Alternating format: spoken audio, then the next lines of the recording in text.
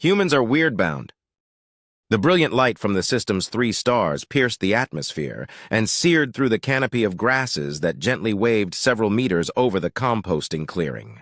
The shadows were dense enough to prevent radiation burns for most species, but even so, several layers of protection had been suggested by the local ranger base.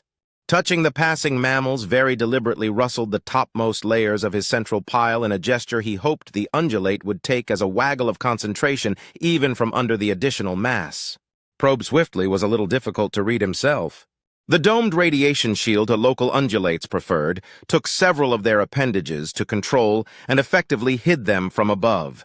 Fortunately, they could all resort to purely auditory languages, but it did limit things slightly even so. "I think that I have gathered the essential meaning of your communication," Touches the passing mammals said slowly. "I am simply uncertain why you have brought your observations to me." Probe swiftly shifted his mass to the side, shoving over a pile of dropped grass seeds. "The local medic does not recognize the behavior as problematic in any way," Probe swiftly explained.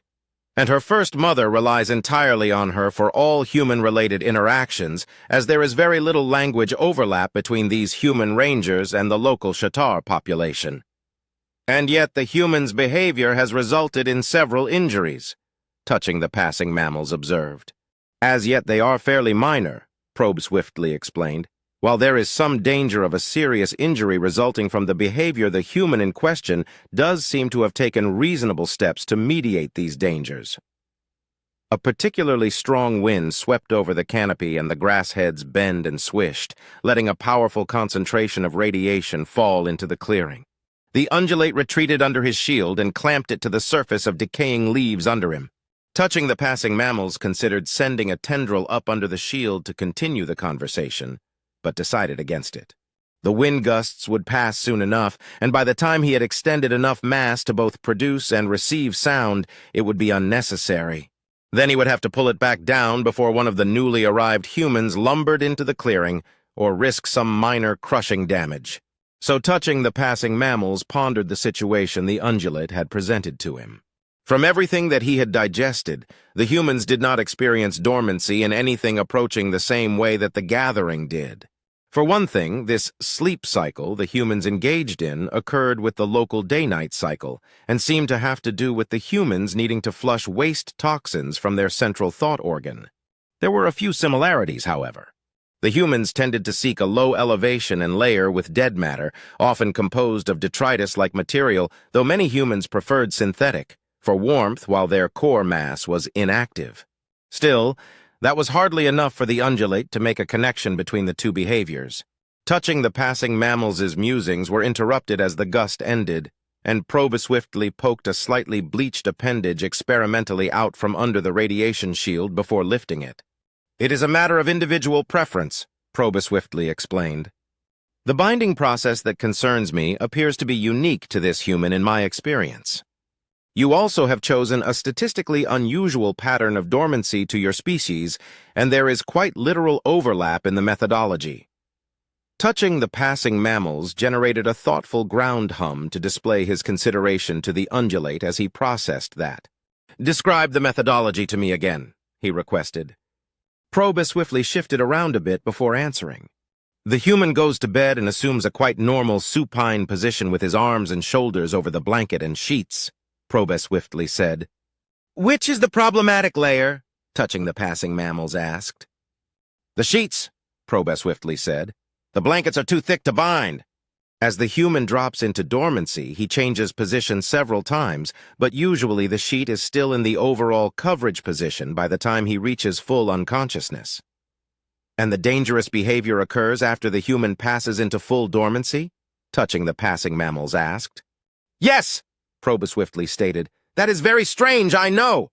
Touches the passing mammals shuffled his mass in a gesture for Probe swiftly to go on. "Somehow the sheet becomes twisted and wrapped tightly around the human's legs," Probe swiftly stated.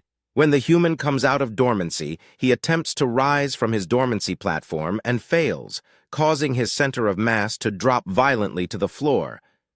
We can feel the vibrations all around the base." "But the human has not yet sustained injury from this behavior?" Touching the passing mammals asked. "No," Prod swiftly admitted. Touching the passing mammals settled his center of mass to process this. He felt that there was a connection to himself here. Not only had he chosen to make his primary area in the great grasslands of this world, he had refused offers from his more motile allies to segment the grass sections he was slowly digesting, effectively binding himself to this one biome with their tangled interconnections. This carried certain dangers and advantages. "I will speak to the human," touching the passing mammals stated, "though I do not promise to attempt to alter his behavior." "Thank you!" Prod swiftly exclaimed. "That is, of course, fair. I will tell the human you wish to speak to him." "He will not object?" touching the passing mammals asked. "Not him," Prod swiftly said with a laugh. "There's nothing a human likes more than talking about themselves." "Humans are weird, a little punchy." "Yes, sir," human friend Drevin said grimly into his communications unit. "Of course, sir."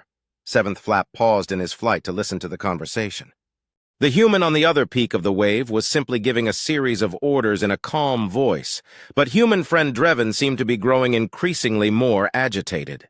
His furless skin was flushing as the blood rushed to the surface, and his body began to radiate heat into the chill air of the base. Enough heat that Seventh Flap was tempted to forego propriety and snuggle up against the back of the human's neck, but he restrained himself and waited for the human to finish his call. "Goodbye," human friend Drevin finally concluded in a tight voice. He dropped his arm to his side and spun away to march toward the door. Seventh Flap thought about calling out to get his attention, but shouting in the human hearing range was difficult, and if he circled around, Seventh Flap could catch human friend Drevin's eye just as he came into the full sunlight. Then he could get permission to land right on the human's collar and get both the warmth from the local star and the local large mammal. He prepared to swing around between the human's head and the doorframe, but stopped suddenly as the human gave a low snarl and swung his fist forward in an almost painfully slow arc. Seventh Flap gave a pip of panic and darted forward in an attempt to stop the vector. He logically knew he could never hope to redirect even the mass of the human's hand, let alone the applied force of the muscles, but he acted on instinct. He did manage to reach the hand before it struck the wall and latched his wing hooks into the soft flesh on either side of the bony framework. A moment later, however, the fist impacted against the wall and human friend Drevin gave a small grunt. "What the?" human friend Drevin barked out, jerking his hand back. Seventh Flap clung trembling to his hand, his sensory horns ringing from the force of the blow that had transferred backwards through the human's hand. When he reoriented, he realized that human friend Drevin was holding the hand that had struck the wall against his chest. The human's other hand was cupped under Seventh Flap's perch as a safety net. Human friend Drevin was speaking to him in a soothing tone. Seventh Flap shook out his head and, instead of dropping to the offered hand, quickly scrambled up and peered down at the human's knuckles. He winced at the damage he saw, but breathed easier when he noted that the blood was only seeping out from the skin and not surging as he expected from the force of the blow. Human friend Drevin was getting more insistent in his demand for Seventh Flap's attention. "What was that about?" Seventh Flap demanded. He whipped around and gave the human his best glare.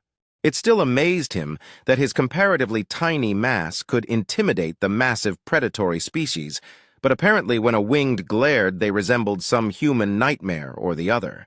It certainly caused human friend Drevin to stop talking and jerk his head back a few inches. "What was that about?" Seventh Flap demanded again. Human friend Drevin glanced between his knuckles and the wall and then shrugged. "I was frustrated," he said. Seventh Flap stared up at him, trying to make some sense out of that. "So you punched the wall," he said. "You punched the plasticrete wall, with you primary gripping appendage with enough force to damage it." "Oh, no," human friend Drevin said, his face brightening up. "The wall's fine." Seventh Flap seriously thought about biting the human in that moment, but he settled for reinforcing his grip on the flesh of his hand. "Medical ward!" Seventh Flap snared out. "What?" human friend Drevin suddenly sounded concerned. "Are you hurt?" Seventh Flap stared down at the seeping blood and tried to fight down a sigh. "Take me to the medical ward," Seventh Flap said as firmly as he could, "and on the way tell me what the connection is between frustration and punching a wall. Humans are weird, stepping into the black." "Human friend Bryant," Kilkich called out softly as he adjusted his hold on the cloth of the human's uniform. Human friend Brian gave a grunt that served to acknowledge that at least some part of his massive brain had registered the inquiry. Kilksich stared down at the dancing flames at the edge of his vision, blurred by the clouds of smoke. He really should raise his concerns about the situation. He glanced up at human friend Bryant's eyes and hesitated yet again. There was something terrifying there. Kilksich wasn't exactly sure what it was. He had been around humans long enough to recognize joy, that was pure joy bristling out of human friend Bryant's every fiber. They were working, so it made sense that the challenge of the task would inspire the look of concentration. Still, there was some foreign element that Quilch saw, something that he couldn't identify. The closest thing he could relate it to was predator fear, but this was far too akin to the joy it accompanied. The crackling of the flames drew his attention back to ground, and he shifted uneasily. There was no flame directly under the human's feet. Human friend Bryant had promised not to test the fire resistance of his protective foot equipment, and he seemed to be keeping his word. Also, at the distance of a human's shoulder above the ground, it was rather hard for even his primary eyes to discern distance to any great accuracy, but the flickering lights did seem to be creeping awfully close.